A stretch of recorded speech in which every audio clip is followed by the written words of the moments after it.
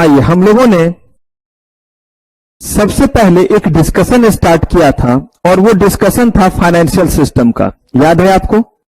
इस financial system के discussion में हम लोगों ने कहा था कि हमारे देश में जो भी चीज है, चाहे वो एक प्रोडक्ट है चाहे वो सर्विसेज है, कोई ना कोई कंपनी प्रोवाइड कराती है और उस चीज के लिए अगर पैसे की रिक्वायरमेंट है तो वो पैसे की रिक्वायरमेंट पूरा कौन करता है? वो जिनके पास आइडल मनी है। इन चीजों में रेगुलरिटी बना रहे और कहीं भी किसी भी तरीके से मैनिपुलेशन ना हो, इसके लिए हमने क्या बनाया? हमने इसके लिए एक सिस्टम बनाया और उसका नाम क्या दिया? Financial system. इस फाइनेंशियल सिस्टम के मेजर 4 कंपोनेंट कौन कौन से? पार्टिसिपेंट, जिसमें हम लोगों ने फाइनेंशियल मार्केट के बारे में पढ़ लिया, हम लोगों ने प्रोडक्ट के बारे में पढ़ा जिसमें हमने कैपिटल मार्केट इंस्ट्रूमेंट पढ़ा। अब बात यह आई कि जिन लोगों के पास पैसे हैं वो पैसे कैसे कंपनी तक पहुंचाए और कैसे जो है वो कंपनी अपने उन इंस्ट्रूमेंट को उन लोगों तक पहुंचाए जिन्होंने कंपनी में क्या किया है? इन्वेस्टमेंट किया है। तो कहा इसके लिए हमें जरूरत पड़ी किसकी? अपने तीसरे कंपोनेंट की। और इस तीसरे कंपोनेंट का जो है वो नाम क्या है? इंटरमीडियरीज। अब ये इंटरमीडियरीज करते क्या है? यहां से बहुत ध्यान से सुनिएगा। ये इंटरमीडियरीज करते क्या है? बहुत ध्यान से सुनिएगा। कहा गया कि इंटरमीडियरीज आपके लिए 3 काम करते हैं। पहला, ये जो है वो चेन का काम करते हैं इन्वेस्टर और किसके बीच में? ईश्वर के बीच में। तो पहला काम इनका क्या हुआ?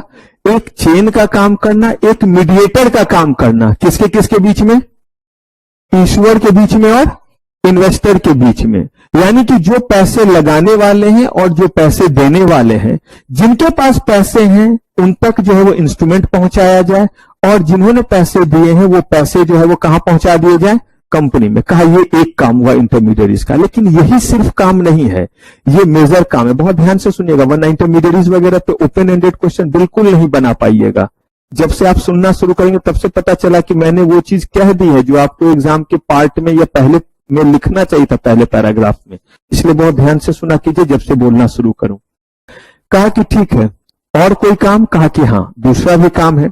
और वो दूसरा काम है कि एक तो आपने कहा कि ये चेन की तरह काम करे, यानी कि इंटरमीडिएट की तरह, जिसको हम ब्रोकर का, जिसको हम जो है वो एक तरह से समझिए प्रॉपर्टी डीलर का एग्जांपल लिए थे कि प्रॉपर्टी डीलर का ना अपना मकान है और ना ही उसके पास पैसे आ रहे हैं।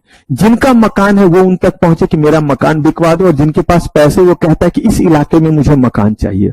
उसका काम हुआ बायर और सेलर को क्या कर देना? मिला देना और बीच में अपना कमीशन लेना। ठीक वैसे ही एक काम जो इंटरमीडियरीज का हुआ चेन की तरह काम करना, किसके किसके बीच में?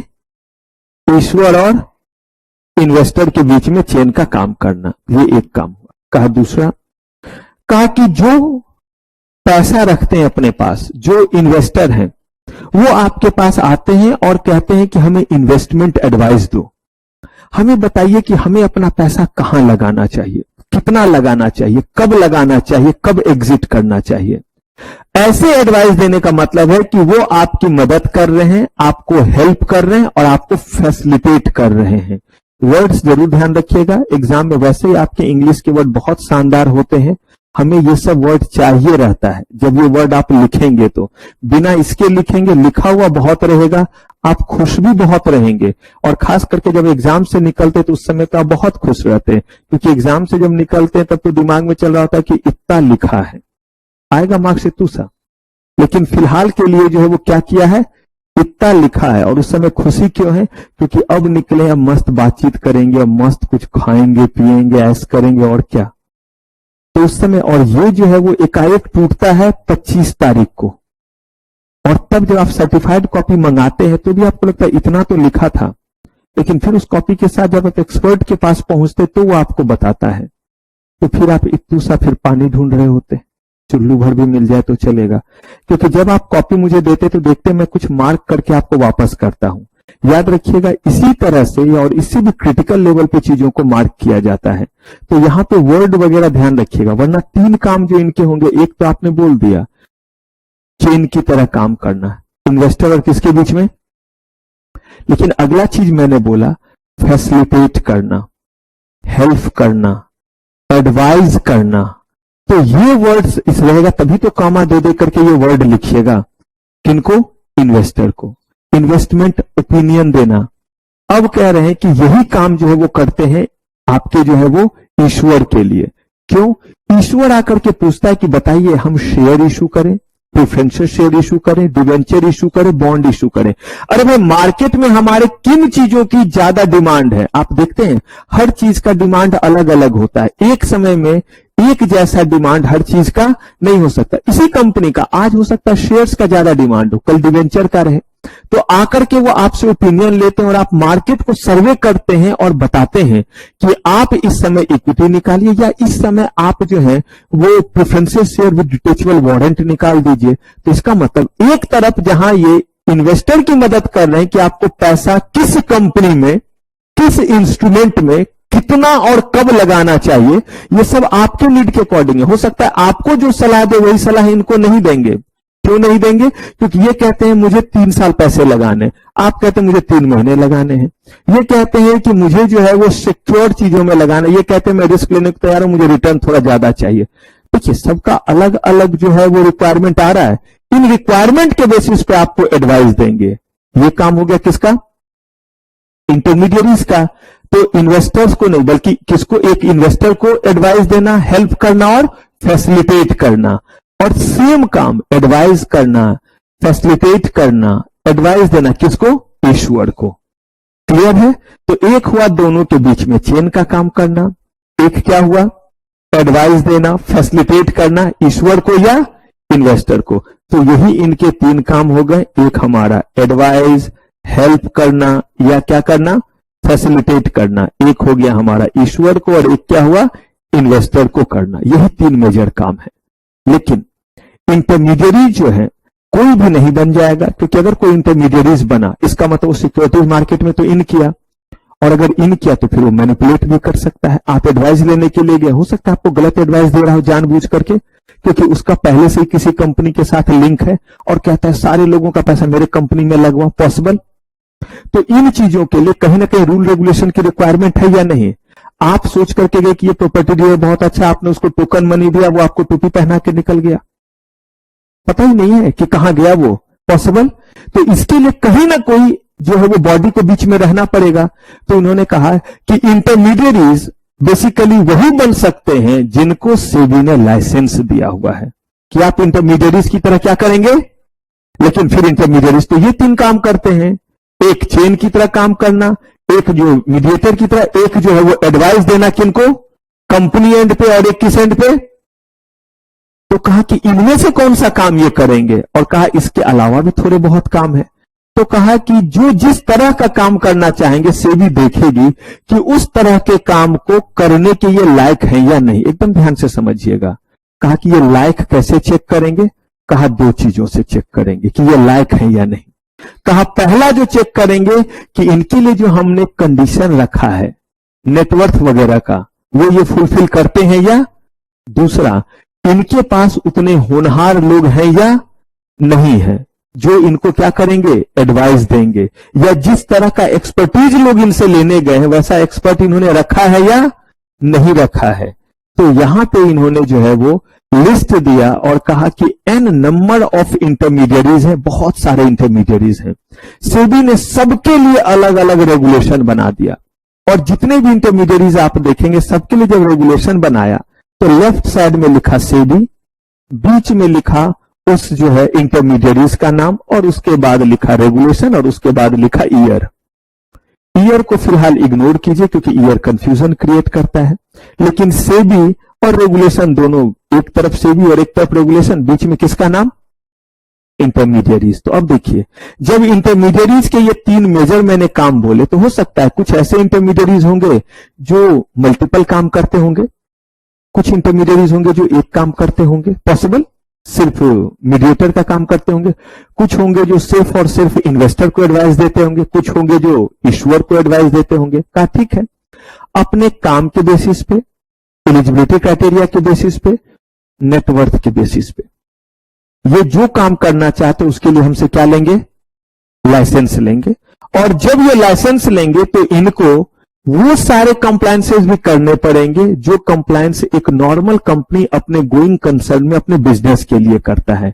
यानी कि रिटर्न वगैरह भी ये सेबी को क्या करेंगे, फाइल करेंगे कि देखिए हमने इतना कमाया, इतने लोगों को एडवाइस दिया, तो वो सारी चीज उनके ऊपर एप्लीकेबल होंगे। और उन्हीं चीजों के लिए सेबी ने हर एक इंटरमीडिएरीज के लिए क्या किया, कोई कोई ऐसा रेगुलेशन है जिसमें 2 इंटरमीडिएरी शामिल है, अदरवाइज मैक्सिमम जितने इंटरमीडिएरी है सबके लिए क्या बना दिया, रेगुलेशन। और उसी रेगुलेशन में बना दिया है उनका नेटवर्थ, उनका एलिजिबिलिटी क्राइटेरिया, उनका वर्क स्कोप और उनको किन किन प्रोविजंस को क्या करना है, कंप्लाई करना है। तो हमें अब कुछ गिने चुने इंटरमीडिएरीज के बारे में पढ़ना है। और ये इंटरमीडिएरी जब आप अभी पढ़ रहे होंगे तो शायद थोड़ा सा चीज आपको लगे कि याद रखना पड़ रहा है, लेकिन over the period of time आपको ये खुद ब खुद याद हो जाएगा। रीजन ये है कि अभी तो पार्टी शुरू हुई है, अभी तो सब्जेक्ट आपका शुरू हुआ है।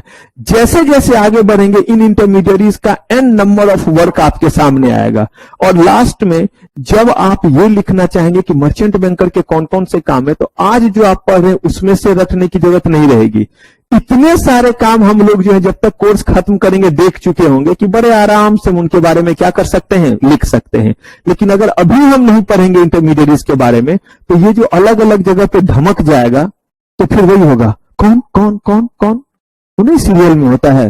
तो इसीलिए जो है वो किसी को देख करके एकाएक नहीं लगे कि ये कौन सा इंटरमीडिएट, इसलिए हम लोग उनके बारे में क्या कर रहे हैं, थोड़ा सा जिक्र कर रहे हैं। और बाकी उसके बारे में डिटेल रटने की जरूरत नहीं पड़ी, क्योंकि वो इतने बार यूज होंगे पूरे कोर्स के दौरान कि 3 मार्क्स और 5 मार्क्स से लायक तो आप कभी भी उसके बारे में लिख सकते हैं। क्लियर है क्या पढ़ने जा रहे हैं?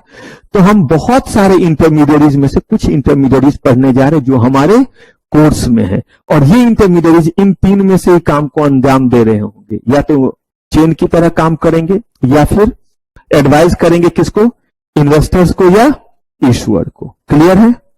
चलिए, तो अब हमें जो लिस्ट ऑफ इंटरमीडिएरीज पढ़ना है वो ये सारे लिस्ट ऑफ इंटरमीडिएरीज हमें पढ़ना है जिनका नाम है merchant banker, registrar and share transfer agent, underwriter, bankers to an issue, debenture trustee, stock broker and sub broker, portfolio manager, custodians of securities, investment advisor, research analyst, credit rating agency and depository participant। जिसमें से ये आपका अलग से जो है वो बाद में जाकर के क्या बन जाएगा, चैप्टर ही, तो इसके लिए ज्यादा परेशान नहीं होना पर, लेकिन है ये भी इंटरमीडिएरीज, इसलिए यहाँ के लिस्ट में क्या किया हुआ है, दिया हुआ है। अब एक एक करके हम इसके बारे में क्या करते हैं, जानना शुरू करते हैं। तो पहला हमला हम लोग कर रहे हैं किस पे, मर्चेंट बैंकर पे। और जरा देखिए कैसे रेगुलेशन को बनाया, आप देख रहे हैं, सेबी मर्चेंट बैंकर रेगुलेशन। यानी जो भी चीज हम मर्चेंट बैंकर के बारे में पढ़ेंगे वो ना पंचतंत्र की कहानी में दिया हुआ है और ना ही जो है वो कहीं जो है वो नंदन चंपक या नन्हे सम्राट में दिया हुआ है। ये जो भी चीज है, बचपन में पढ़े थे आप लोग? अच्छा, आप लोग नहीं पढ़ते होंगे, पढ़े थे, क्योंकि ज्यादातर अब तो ये सब आ गया है ना, क्या बोलते हैं, डोरेमोन और ये सब तो कम हो गया है। नहीं तो पहले बड़ा क्रेज रहता था हम लोग को, तो इस तरह का टीवी नहीं, लेकिन बड़ा मजा आता था। चंपक, चंपक छोटी वाली बुक होती थी, नन्हे सम्राट थोड़ा बड़ा होता था। कॉमिक्स पढ़ने में बड़ा मजा आता था, बांकीलाल का, राम रहीम का, ध्रुव का, नागराज का, फैंटम का, डोडो का, चाचा चौधरी का, राका, साबू। आइए अब जरा देखिए यहां पे, तो कह रहे हैं कि मर्चेंट बैंकर बेसिकली क्या है ये जरा समझते हैं। किसी भी पब्लिक इशू में मर्चेंट बैंकर बहुत इंपॉर्टेंट जो है वो कभी किरदार है, और मर्चेंट बैंकर बहुत इंपॉर्टेंट इंटरमीडिएरीज आपका है। मर्चेंट बैंकर करता क्या क्या है, कहा कि कोई भी पर्सन जो इनमें से किसी काम को कर रहा है, making arrangement regarding selling, buying, subscribing to securities, मदद करे, वो क्या कहलाया, merchant banker. Acting as manager, consultant और एडवाइजर इशू के लिए। Rendering corporate advisory services in relation to what, issue management. Issue management का मतलब पब्लिक इशू। कोई भी कंपनी को जब पैसे की रिक्वायरमेंट होगी और कंपनी चाहेगी फंड रेज करना, तो उस केस में कहा गया कि मर्चेंट बैंकर के बिना आप फंड रेज नहीं कर पाएंगे and appointment of merchant banker compulsory हो जाता है। कहा ऐसा इसीलिए, एकदम ध्यान से सुनिएगा और ध्यान से समझिएगा चीजों को। कहा कि कुछ ऐसे सिचुएशन है जिस सिचुएशन में मर्चेंट बैंकर का अपॉइंटमेंट बिल्कुल कंपलसरी है, और अगर इनमें से कोई भी सांस्कृतिक कार्यक्रम आप कर रहे हैं तो आपको मर्चेंट बैंकर को अपॉइंट इसके अलावा और किसी काम में आप करें, दैट इज योर चॉइस, लेकिन इन कामों में आपको मर्चेंट बैंकर को अपॉइंट करना पड़ेगा। याद कीजिए, आपको मैंने बताया था कि अगर आप एडवोकेट को अपॉइंट नहीं कर सकते तो कोर्ट आपको प्रोवाइड करती है, लेकिन बिना उसके केस फाइल क्यों नहीं कर सकते हैं? क्योंकि आपको जो है उनका रूल रेगुलेशन जो है वो पता नहीं है कि कैसे केस को क्या किया जाता है, फाइल किया जाता है, कैसे चीजों को जो है वो प्रोसीड किया जाता है। तो ये आपको चूंकि नहीं है पता, इसीलिए जो है आपको उनके जरिए ही आना पड़ेगा, वरना कोई दौड़ता हुआ आएगा, बोलेगा मिलॉर्ड रुकिए रुकिए रुकिए, अभी एक बात सुनाता हूं, रुकिए रुकिए, एक बात बताता हूं। मैं जब वहां से आ रहा था ना, तो मैंने क्या सुना था कि वो दोनों बात कर रहे थे, अरे देखना वो तो उसे पक्का मारेगा। कहा कि ऐसे ड्रामा करेंगे, कहा कि ऑब्वियसली जिसको नहीं पता वो तो ऐसे ही करेगा ना। तो कहा गया इसलिए एडवोकेट तय करेगा कि किस तरह से अपने जो है वो क्लाइंट की जो भी चीजें विटनेस वगैरह उसको पेश करेगा। ठीक वैसे ही मर्चेंट बैंकर को सारे मैनर, एटिकेट्स और सारे रूल रेगुलेशन पता है सिक्योरिटीज मार्केट के, पब्लिक इशू को लेकर के। तो उन्होंने एक लिस्ट दिया और कहा इन सिचुएशन में बिना मर्चेंट बैंकर के आप नहीं आ सकते, जिसमें पहला है मैनेजिंग ऑफ व्हाट, जिसको हम प्राइमरी मार्केट के, जो अभी आपने नहीं पढ़ा है, बहुत डिटेल में आपको पढ़ाऊंगा, वहां देखिएगा कि मर्चेंट बैंकर और क्या क्या काम करते हैं। यही जो है वो ऑफर डॉक्यूमेंट को ड्राफ्ट करने में मदद करेंगे। यही आपको बताएंगे कि किस किस जगह पे हम जो है वो एएसबीए मैकेनिज्म को अडॉप्ट कर सकते हैं। थोड़ी देर के लिए इग्नोर कीजिए एएसबीए मैकेनिज्म, यानी कि वो कौन कौन से जो है बैंक है जिनके जरिए हमें जुड़ करके रहना चाहिए, ताकि लोग जो इन बैंक की मदद से हमारे शेयर्स को क्या कर सके, ले सके। कहां हमें अपना इसको अकाउंट ओपन करना चाहिए, और कौन कौन से इंटरमीडियरीज हैं जैसे अंडरराइटर हैं, इन लोगों के साथ कैसे एग्रीमेंट करना चाहिए, और जितने भी इंटरमीडियरीज हैं उनको किस समय और कैसे अपॉइंट करना चाहिए। कहा ठीक है, ये हो गया public issue. Underwriting connected with the aforesaid public issue management, अगर आप कोई भी ऐसा जो है वो पब्लिक इशू ला रहे जिसमें अंडरराइटिंग एग्रीमेंट शामिल है। अंडरराइटिंग एग्रीमेंट शामिल होने का मतलब होता है कि आपने जो है वो पब्लिक इशू निकाला, क्योंकि आपको पैसे चाहिए, मान लीजिए 10 करोड़। कितने चाहिए? 10 करोड़ कंपनी को चाहिए। कंपनी ने 1 करोड़ जो है वो इक्विटी शेयर इशू किया, लेकिन ये 1 करोड़ इक्विटी शेयर जब बिकेगा, जब लोग लेंगे, सब्सक्राइब करेंगे, तभी तो 10 करोड़ आएगा। तो ऐसे केस में आपने इंतजाम कर लिया है कि अगर जो है वो कोई नहीं लेगा तो कोई पर्सन कमिटमेंट देता है कि मैं ले लूंगा। करेंगे बात, जब अंडरराइटर के बारे में बात करेंगे थोड़ा सा ही। कहा कि ऐसा अगर कोई भी एग्रीमेंट है तो उस एग्रीमेंट के केस में भी मर्चेंट बैंकर का होना जरूरी है।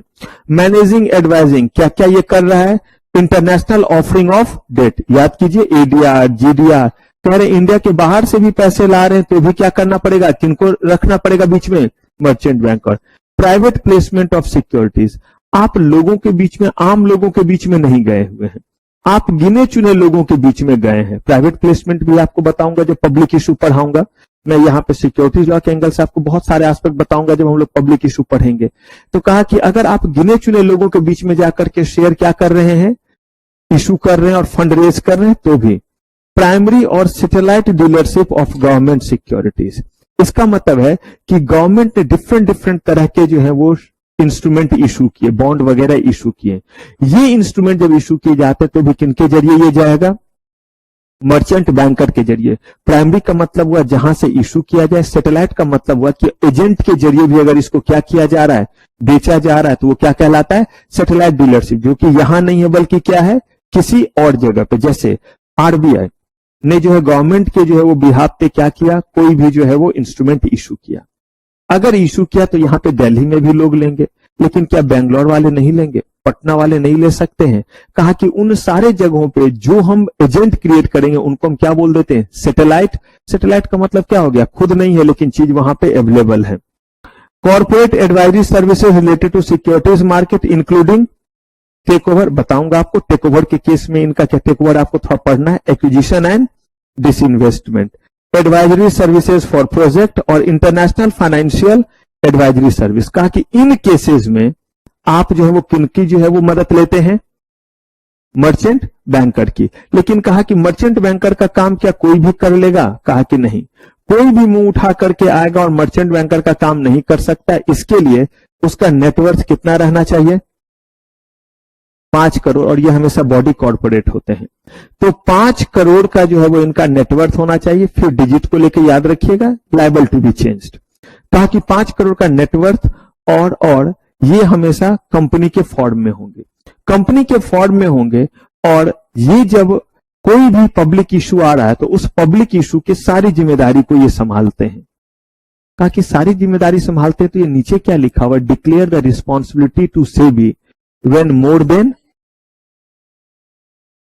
क्या है, अच्छा इसको ठीक कर लीजिएगा, to SEBI, declare the responsibility to SEBI, ऊपर ठीक है ना, हाँ, declare the responsibility to SEBI when more than one merchant banker. इसका मतलब एलिजिबिलिटी क्राइटेरिया पहला कि आपका नेटवर्थ कितना होना चाहिए, और आप सिर्फ और सिर्फ इसी बिजनेस में रहेंगे और किसी बिजनेस में नहीं रहेंगे।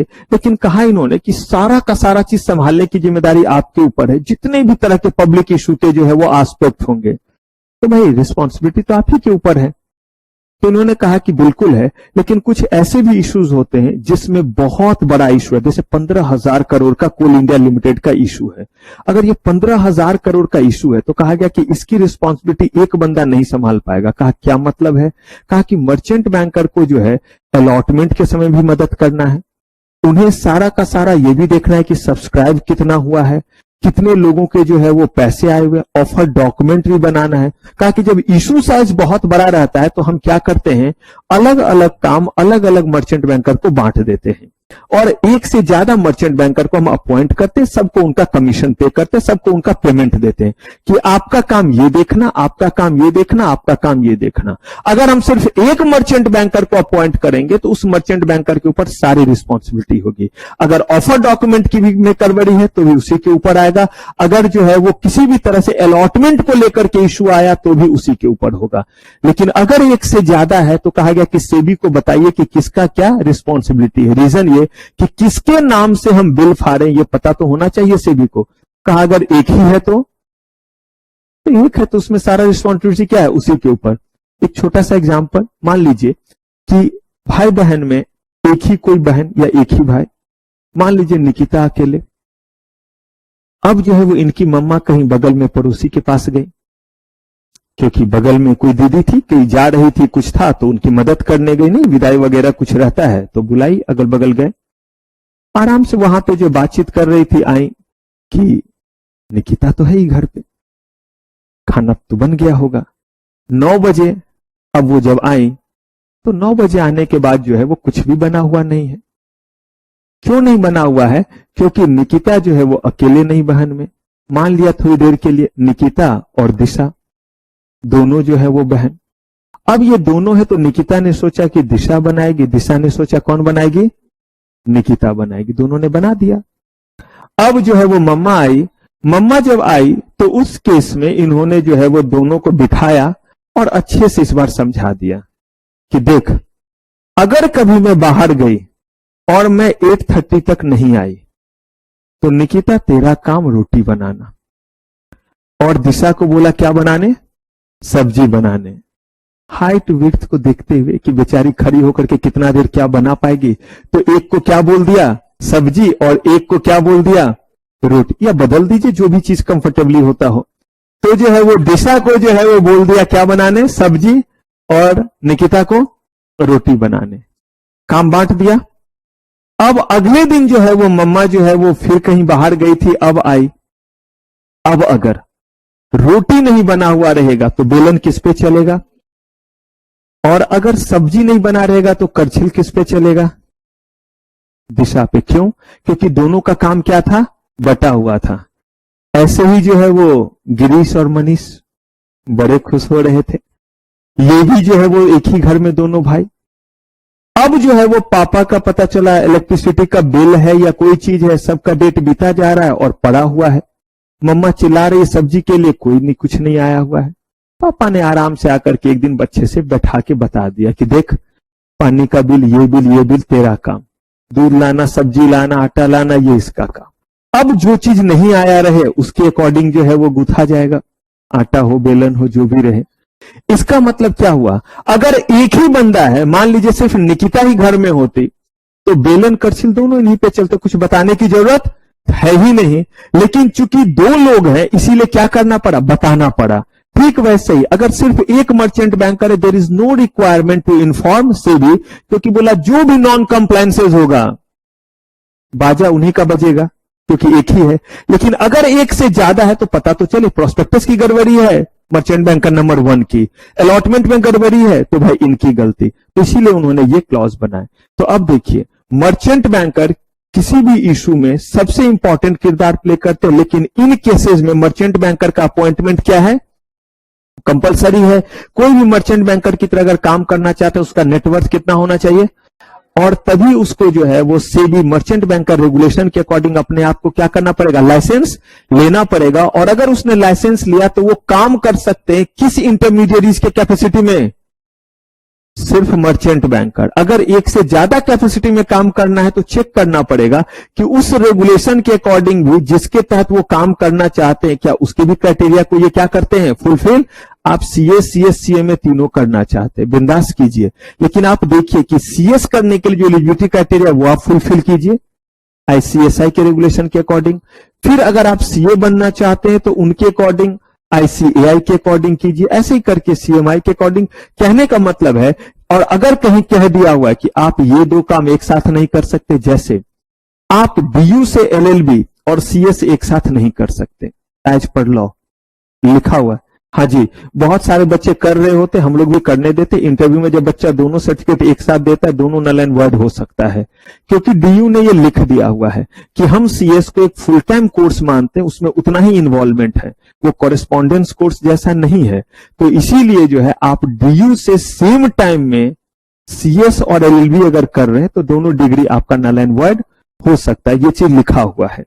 लेकिन अगर आप ये, और सिर्फ डीयू से नहीं, ये बेंगलोर के भी एक दो इंस्टीट्यूट है, लेकिन यही आप जो है वो कहां से कर रहे हैं, सीसीयू से कर रहे हैं, और यहां से तो नहीं, क्योंकि उन्होंने जो है इस चीज को नहीं बोला है। ऐसे और भी कुछ है जिन्होंने बोला कि हमारे, वो कहते हैं सीएस को क्या मानते हैं, कॉरेस्पॉन्डेंस या डिस्टेंस। तो आप n number of distance course एक साथ कर सकते हैं, लेकिन फुल टाइम कोर्स कोई भी दो आप एक साथ नहीं कर सकते हैं। And DU is considering CS as full time course, इसीलिए उन्होंने ये लिमिटेशन लगाया है। ये उनके प्रोस्पेक्टस में आपको दिख जाएगा, जब आप एलएलबी का उनका फॉर्म देखेंगे ना तो उसमें लिखा रहेगा। लोग हालांकि इसको बिल्कुल इग्नोर करते हैं, इसको नहीं मानते हैं, नहीं मानते, लेकिन जब भी आप ये दोनों डिग्री देंगे और वो रहेगा, जिनको पता रहेगा, तो वो आपके लिए गड़बड़ हो गया, दोनों ही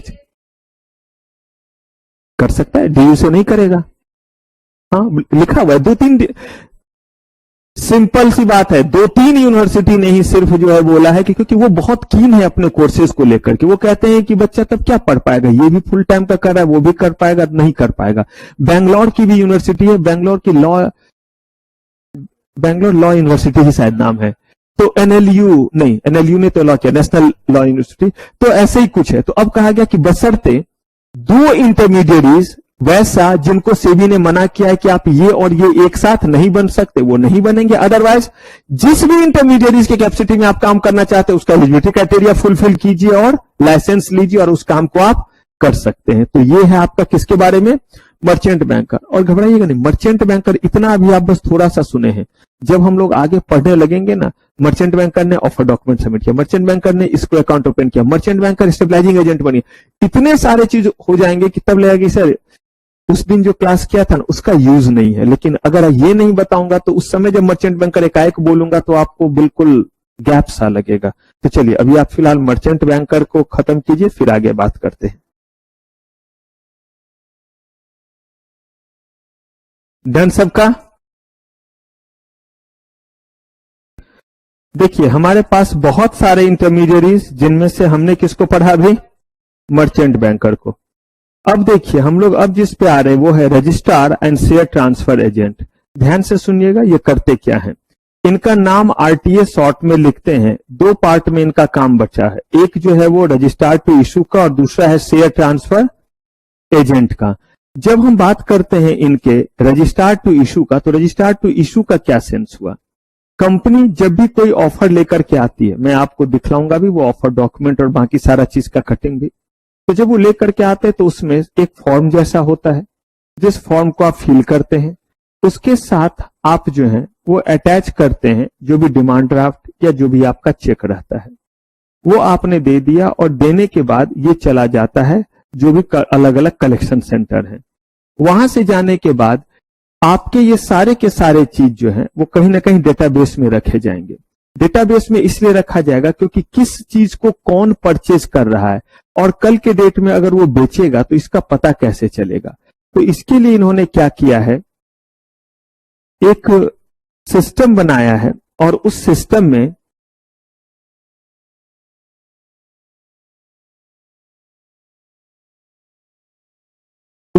में इन्होंने कहा है कि अगर आप इस फॉर्म को, मैं आपके लिए निकालता हूं, दिखलाता भी हूं उस फॉर्म को।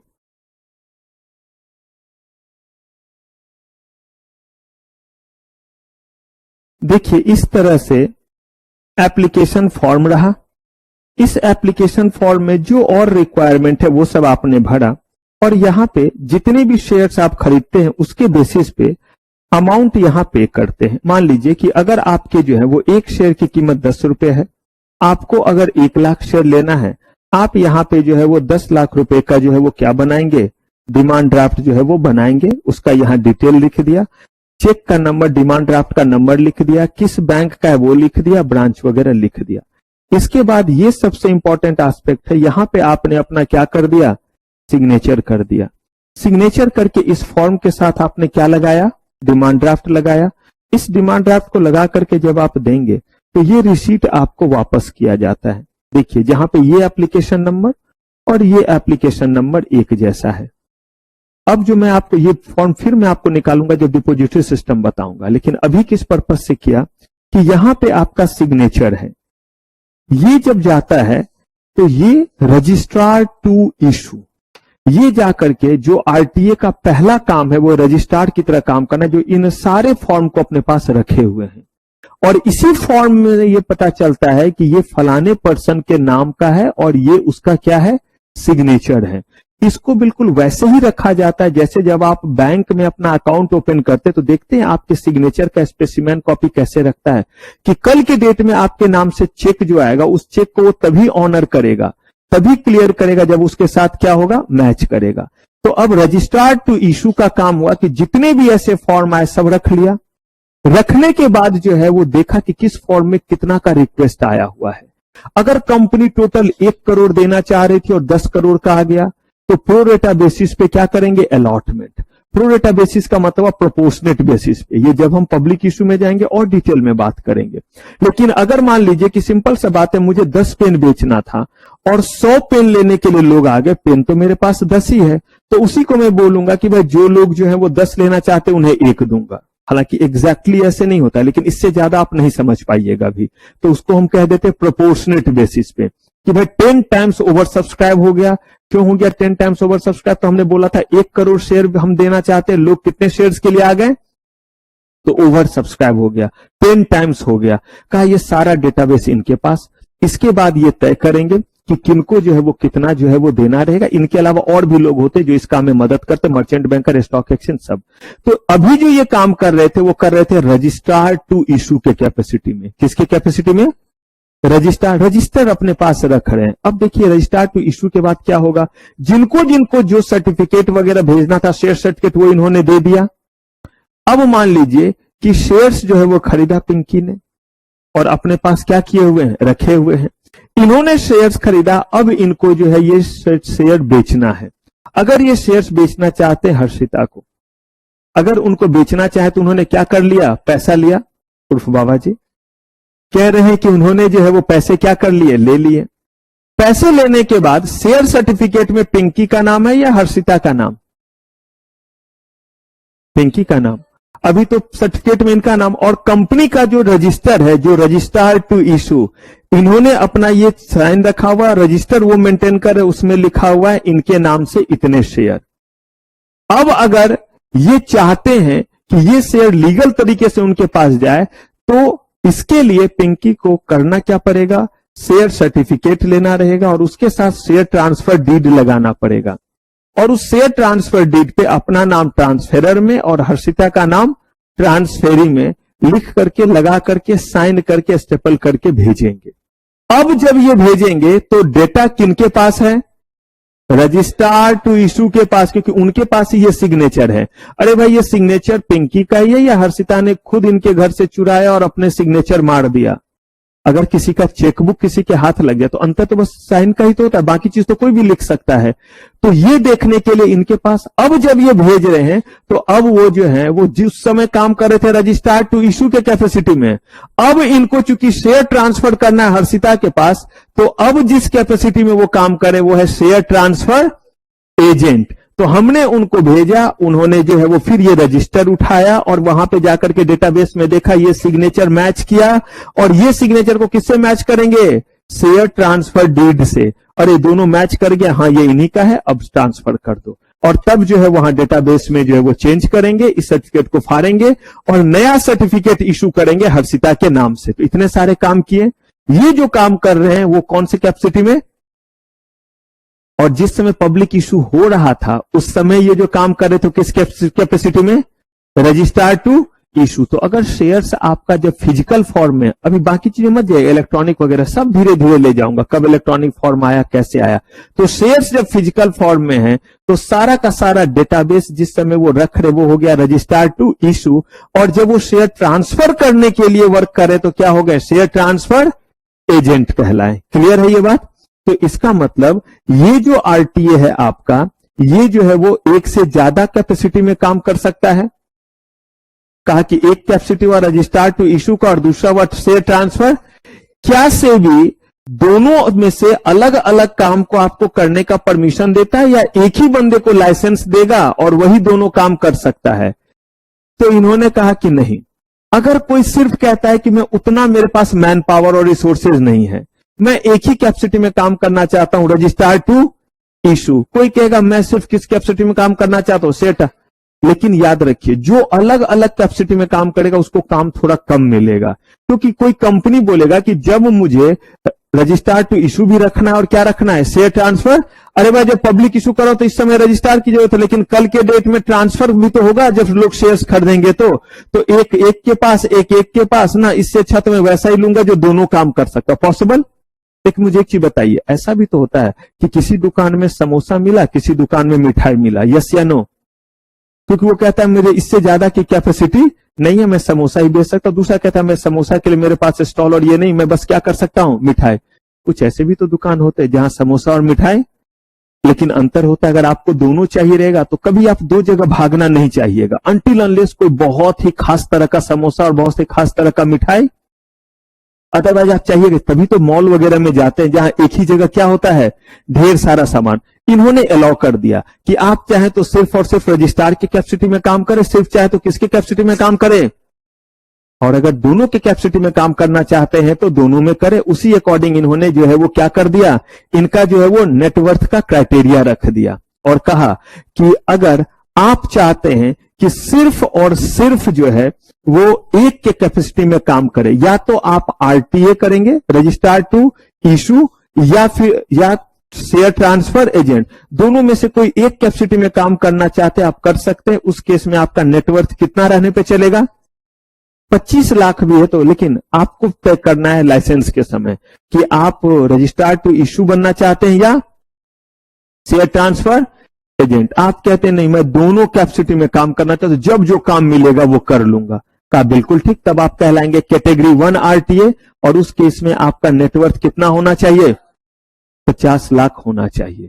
लेकिन अब बात आती है कि हमने जिसको कहा रजिस्ट्रार टू इशू, तो इसका मतलब क्या है? तो कह रहे हैं कि collecting application for investor in respect of an, था वो एप्लीकेशन हमने किया, keeping a proper record of application and monies received from investors paid to the seller of the security, जो डिमांड ड्राफ्ट वगैरह लगा हुआ था वो लिया।